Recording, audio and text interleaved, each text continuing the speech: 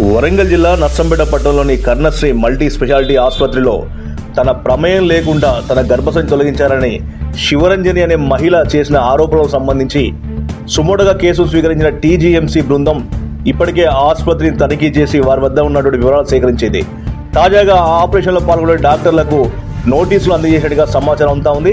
ఏదేమైనా విచారణ అనంతరం బాధితులపైన చట్టపరమైన చర్యలు తీసుకున్నామని అయితే ఆ బృందం తెలిపినట్టుగా మనం చెప్పవచ్చు. వరంగల్ జిల్లా నర్సంపేట పట్టణంలోని కర్ణశ్రీ మల్టీ స్పెషాలిటీ ఆసుపత్రిలో తన ప్రమేయం లేకుండా తన గర్భసంచి తొలగించారని శివరంజని అనే మహిళ చేసిన ఆరోపణలకు సంబంధించి సుమోటోగా కేసు స్వీకరించిన టీజీఎంసీ బృందం ఇప్పటికే ఆసుపత్రిని తనిఖీ చేసి వారి వద్ద ఉన్నటువంటి వివరాలు సేకరించింది. తాజాగా ఆ ఆపరేషన్లో పాల్గొనే డాక్టర్లకు నోటీసులు అందజేసేట్టుగా సమాచారం అంతా ఉంది. ఏదేమైనా విచారణ అనంతరం బాధితులపైన చట్టపరమైన చర్యలు తీసుకున్నామని అయితే ఆ బృందం తెలిపినట్టుగా మనం చెప్పవచ్చు.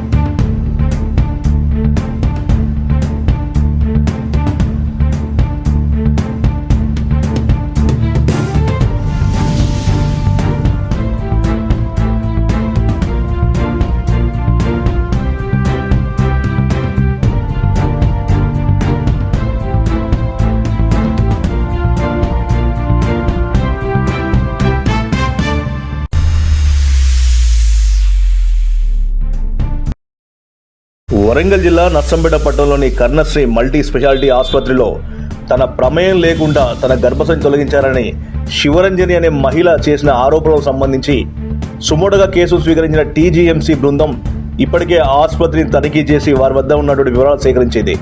తాజాగా ఆ ఆపరేషన్లో పాల్గొనే డాక్టర్లకు నోటీసులు అందజేసేట్టుగా సమాచారం అంతా ఉంది.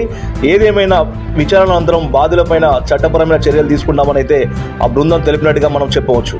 వరంగల్ జిల్లా నర్సంపేట పట్టణంలోని కర్ణశ్రీ మల్టీ స్పెషాలిటీ ఆసుపత్రిలో తన ప్రమేయం లేకుండా తన గర్భసంచి తొలగించారని శివరంజని అనే మహిళ చేసిన ఆరోపణలకు సంబంధించి సుమోటోగా కేసు స్వీకరించిన టీజీఎంసీ బృందం ఇప్పటికే ఆసుపత్రిని తనిఖీ చేసి వారి వద్ద ఉన్నటువంటి వివరాలు సేకరించింది.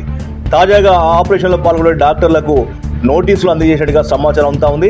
ఏదేమైనా విచారణ అనంతరం బాధితులపైన చట్టపరమైన చర్యలు తీసుకున్నామని అయితే ఆ బృందం తెలిపినట్టుగా మనం చెప్పవచ్చు.